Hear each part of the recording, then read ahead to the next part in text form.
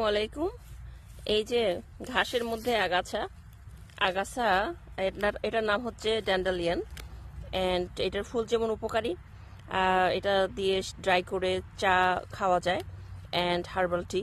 And এটার পাতাও খাওয়া যায়, পাতা আমরা সালাদে খেতে পারি এবং শাক হিসেবে খেতে পারি। আমরা নর্মালি যেমন লাল শাক, পুঁই শাক, পালং শাক, অন্য শাক যেভাবে খাই, আপনি এটাও সেভাবে খেতে পারেন। তো সেটা আজকে দেখাবো আপনাদেরকে যে কিভাবে এই শাকটা খাওয়া যায়।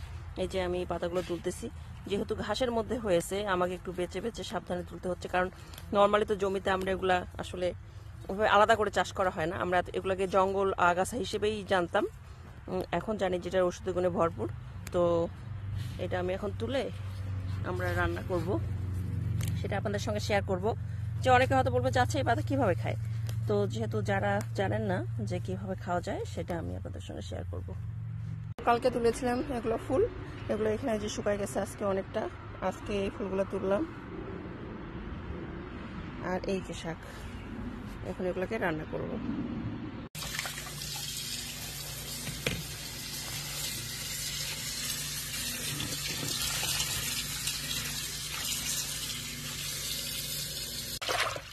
শাকগুলো একটু বেছে বেছে দিতে হবে।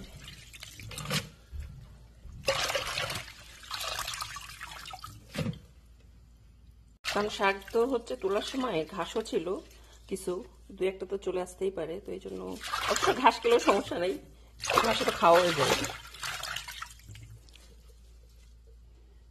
ভালো করে ধুইতে হবে, কোনো বালু টালু ময়লা না থাকে, যদিও এখানে তো বালু নেই তারপরেও। তো আমি এখানে পাতিল বসিয়ে দিয়েছি, পাতিলটা গরম হয়ে গেছে, আমি একটু লবণ দিচ্ছি প্রথমে।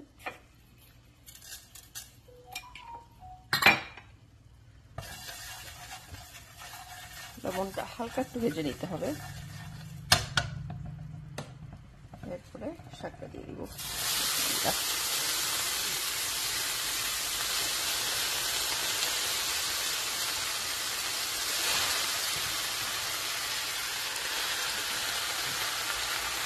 মাশাআল্লাহ, অনেক শাক হয়েছে। পানি দিব সিদ্ধ হওয়ার জন্য, শাক দিয়ে পানি বের হবে কিন্তু আমি একটু বেশি সিদ্ধ করবো, কভার করে দিই।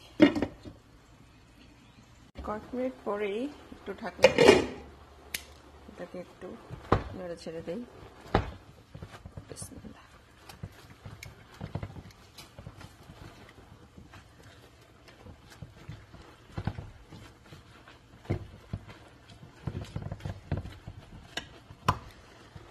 আমি আরেকটু ঢেকে দিয়েছিলাম, এখন শাকটা আমার সিদ্ধ হয়ে গেছে। পানিটাকে আমি একটু ড্রেন করে নিব। এই যে এখন পাত্রটাতে তো সিদ্ধ হয়ে গেল, এখন ফোড়ন দেওয়ার পালা। পাত্রটা বসাই দিলাম আবার ধুয়ে। এটার জন্য লাগবে অনেকগুলো পেঁয়াজ। শাকটা একটু তিতে তিতে লাগে, এই কারণেই আপনারা যদি দিতে পছন্দ না করেন বেশি করে পেঁয়াজ দিবেন। রসুন, একটু মরিচ নিয়েছি, আর শুকনো মরিচ, ধনে পাতা আর রসুনের পাতা। এই রসুনের পাতা ধনে পাতা অপশনাল, না দিলেও চলবে, বাট বেশি টেস্টের জন্য আমি দিচ্ছি। আর এই তো, আর এখানে এখন তেল দিতে হবে। আপনারা আপনাদের যে কোনো ধরনের যেই তেল খান সেই তেল দিবেন।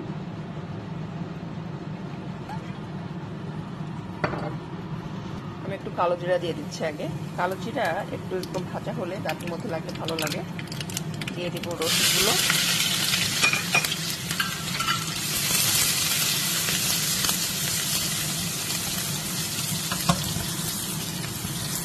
ও শুকনো মরিচগুলো দিয়ে দিই।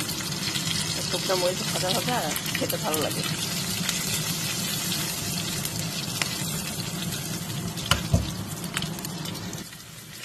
ব্রাউনিশ হয়ে গেছে, পেঁয়াজ দিয়ে দিচ্ছি।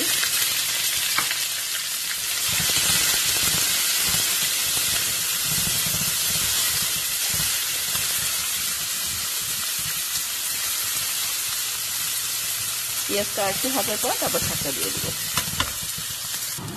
একটু পিঙ্ক সল্ট দিয়ে দিচ্ছি হালকা। শাকের যেহেতু লবণ আছে, এখানে জাস্ট পেঁয়াজের জন্য দিলাম।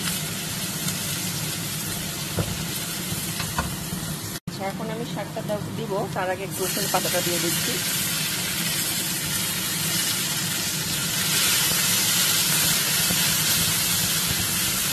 পেঁয়াজটাও ব্রাউনিশ হয়ে গেছে, শাকটা বিসমিল্লাহ।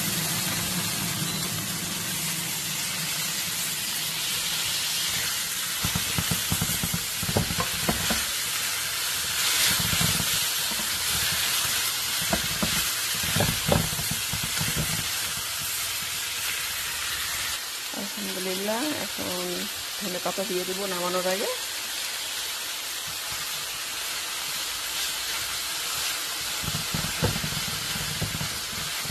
আমরা যেভাবে শাক খাই বাসায়, মানে আমাদের দেশীয় যেভাবে ফোড়ন দিয়ে খাই সেইভাবে শাকটা। আলহামদুলিল্লাহ, এই হলো শাক ড্যান্ডেলিয়ান।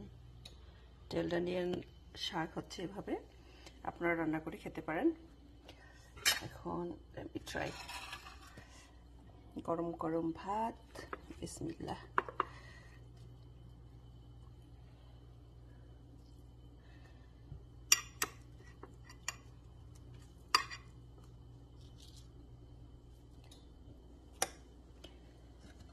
আমি কাঁচামরিচ খেতে পছন্দ করি ভাতের সঙ্গে। Let me try. বিসমিল্লাহির রহমানির রহিম।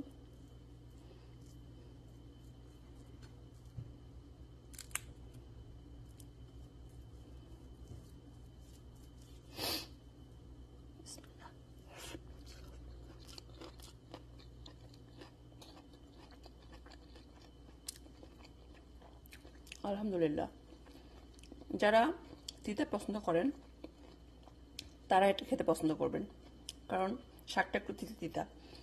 আমাদের দেশে একটা শাক ছিল, ছোট ছোট পাতা, কেউ বলে ঘিমা শাক, আমাদের অঞ্চলে বলে তিতা শাক। সেটা আলু দিয়ে রান্না করা যায়, আলু দিয়ে ভাজি, এত মজা। তো এটাও ঠিক তিতা তিতা, কিন্তু খেতে ভালো।